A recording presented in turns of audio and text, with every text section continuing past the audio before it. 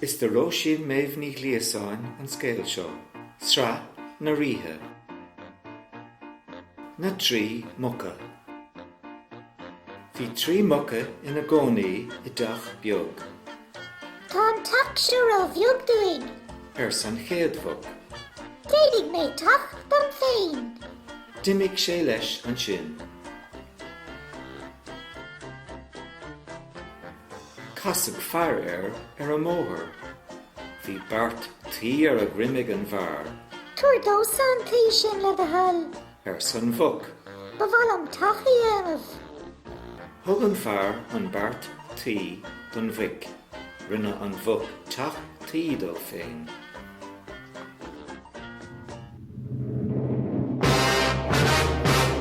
Tháinig an mach tíre lá, chuig an doras, agus seisin. A bhuicín, a chuidín mo chrí, ba bhfuilm sa cead dul isteach agus sí, har. Ach san bhog leis. A bhag tír a grána, tá go dána is go glic.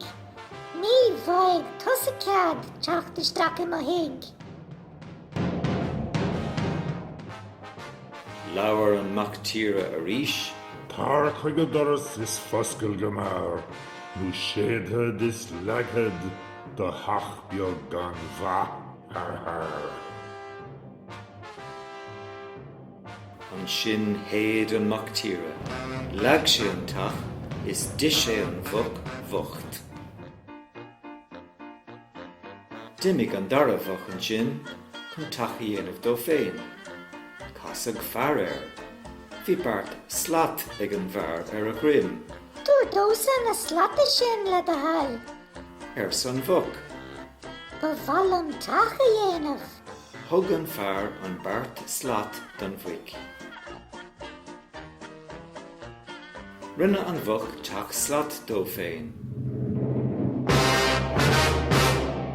A tháinig an mach tíre chuig an doras lá, agus seisin. A bhuicín, a chuidín mo chrí, ba bhfuilm sa cead dul isteach agus sí, har. San bhog leis. A bhag tír a grána, tá go dána is go glic. Ní bhaig tá sa cead teach isteach I mo hiig. Leabhar an mach tíre a ríis.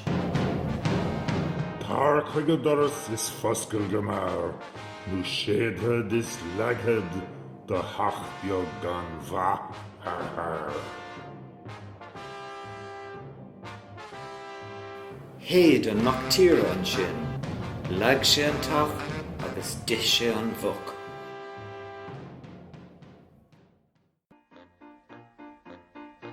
D'imigh an tríú bhog chun teach a dhéanamh dó féin.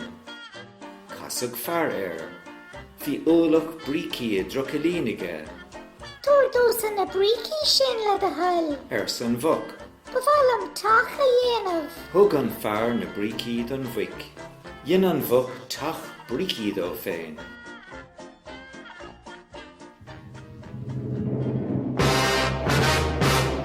Tháinig an mach tíre chuig an doras lá agus seisin. A bhuicín, a chuidín mo chrí, ba bhfuilm sa cead dul isteach agus sí, har. San bhog leis. A bhag tír a grána, tá go dána is go glic. Ní bhaig tá sa cead teach isteach I mo hiig. Leabhar an mach tíre a ríis. Tar chuig a doras is foscail go mar, nó séadhead is leaghead do hach beag gan bha, har. Héad an mach tíre. Héad sé agus héad sé. Ach bhí an teach brící ró láidir, agus níor hit sé. An sin chuig an mach tíre in áde ar bholachatí. Chuig sé síos tríd an similéir, ach bhí potta mór ar an tine. Bhí isce te sa bota. Hit an mach tíre síos an. chuir an bhuch an clúdach níor an mac tír a grána muc bithin í sin.